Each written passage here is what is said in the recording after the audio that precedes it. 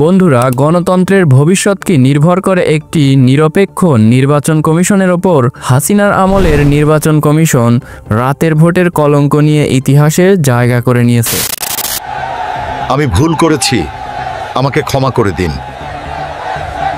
কিন্তু এখন নতুন নির্বাচন কমিশন কি পারবে সেই কলঙ্ক মুছে ফেলতে? পারবেন কি দেশের মানুষের পুরনো সেই আস্থা ফিরিয়ে দিতে? 2018 সালে অবৈধ নির্বাচনের পূর্ণ পরিকল্পনা ও সহায়তা ছিলেন শেখ হাসিনা। 2018 সালে অনুষ্ঠিত একাদশ জাতীয় সংসদ নির্বাচনে রাতের ভোট সহ ব্যাপক অনিয়মের অভিযোগ দীর্ঘদিন। বন্ধুরা, স্বাগতম আমাদের আজকের আরও একটি নতুন ভিডিওতে। আজকের এই আলোচনায় আমরা দেখব কেন হাসিনার আমলের নির্বাচন কমিশনকে জঘন্যতম দৃষ্টান্ত বলা হয়। একই সাথে আমরা কথা বলবো নতুন অন্তর্বর্তীকালীন সরকারের গঠিত এই নির্বাচন কমিশন কতটা আস্থাভাজন হতে পারে সে বিষয় নিয়েও। আমরা এই নতুন নির্বাচন কমিশনের নতুন নিয়মগুলো নিয়েও বিশ্লেষণ করব। পুরো ভিডিওটি দেখলে আপনারা জানতে পারবেন দেশের রাজনৈতিক ভবিষ্যৎ কোন দিকে মোড় নিতে পারে। প্রথমেই আমরা নজর দেই কেন পুরনো নির্বাচন কমিশন এত সমালোচিত হয়েছিল। আপনারা নিশ্চয়ই রাতের ভোটের কথা ভোলেননি। 2018 সালের নির্বাচনে গভীর রাতে ব্যালট বাক্স ভরা হয় বলে অভিযোগ ওঠে, যা ছিল আমাদের নির্বাচনী ইতিহাসে এক কালো অধ্যায়।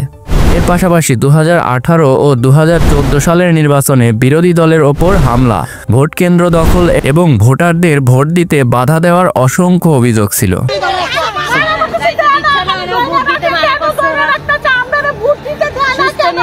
আমি সিল দিতে গেছি, আমার সিলটা আমার হাতে টান দিয়ে হেরানো করে মেরে দিছে। 10 মিনিটের মানে এত কম সময়ের মধ্যে কিভাবে আপনার 10% ভোট দেওয়া হলেন এবং আমাদের এজেন্টদেরকে এখন পর্যন্ত আপনার এজেন্টের ইয়াদ নাই, সেটা এখন আমরা এই কমিশন রাজনৈতিক চাপ থেকে মুক্ত হয়ে কাজ করতে পারেনি, যা জনগণের আস্থা একেবারে তলানিতে নিয়ে গিয়েছিল। নির্বাচনের নামে প্রহসন যা গণতন্ত্রের ভিত্তিকে দুর্বল করে দিয়েছিল। তো এখন আমাদের প্রশ্ন হলো 2026 সালের আসন্ন নির্বাচনে নতুন নির্বাচন কমিশন আসলে কতটা আস্থা অর্জন করতে পারবে?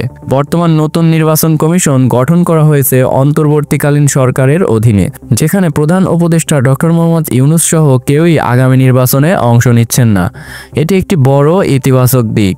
এর ফলে রাজনৈতিক প্রভাবমুক্ত হয়ে কাজ করার একটি সুযোগ তৈরি হয়েছে। তবে পুরনো আমলাদের মধ্য থেকে কিছু সদস্যকে নেওয়ায় অনেকের মনে এখনো সংশয় রয়ে গেছে। এই কমিশনকে শুধু নিরপেক্ষ হলেই চলবে না, তা জনগণের কাছে কাজেও প্রমাণ দিতে হবে। নতুন নির্বাচন কমিশন কিছু গুরুত্বপূর্ণ পরিবর্তন আনার কথা ভাবছে। এর মধ্যে সবচেয়ে উল্লেখযোগ্য হলো না ভোট এর বিধান ফিরিয়ে আনা। এর মাধ্যমে ভোটাররা যদি কোনো প্রার্থীকে যোগ্য মনে না করেন তবে তারা না ভোট দিতে পারবেন। এই না ভোটের সিস্টেমটি ভোটারদের হাতে একটি শক্তিশালী ক্ষমতা তুলে দিয়েছে।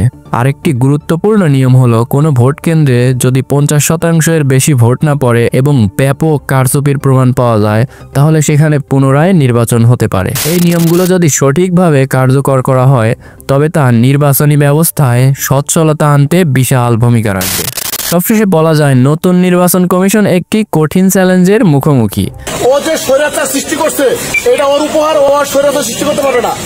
একদিকে তাদের সামনে আছে পুরনো কমিশনের ব্যর্থতার কলঙ্ক মুছে ফেলার চাপ, অন্যদিকে জনগণের প্রত্যাশা পূরণের বিশাল এক দায়িত্ব। নতুন নিয়মগুলো ইতিবাচক হলেও এর বাস্তবায়নই প্রমাণ করবে তারা কতটা সফল হতে পেরেছে। এখনকার কমিশনকে নিরপেক্ষতার প্রশ্নে কোনো ছাড় দিলে চলবে না, বরং তাদের প্রতিটি পদক্ষেপেই স্বচ্ছতা ও জবাবদিহিতা নিশ্চিত করতে হবে। এই নতুন কমিশন সম্পর্কে আপনার কি ধারণা? আপনি কি মনে করেন তারা আস্থা অর্জন করতে পারবে? আপনার মূল্যবান মতামত আমাদের কমেন্টস বক্সে জানাতে ভুলবেন না। ভিডিওটি ভালো লাগলে লাইক ও শেয়ার করুন এবং এমন আরও বিশ্লেষণধর্মী ভিডিও পেতে আমাদের চ্যানেলটিকে সাবস্ক্রাইব করে পাশেই থাকুন।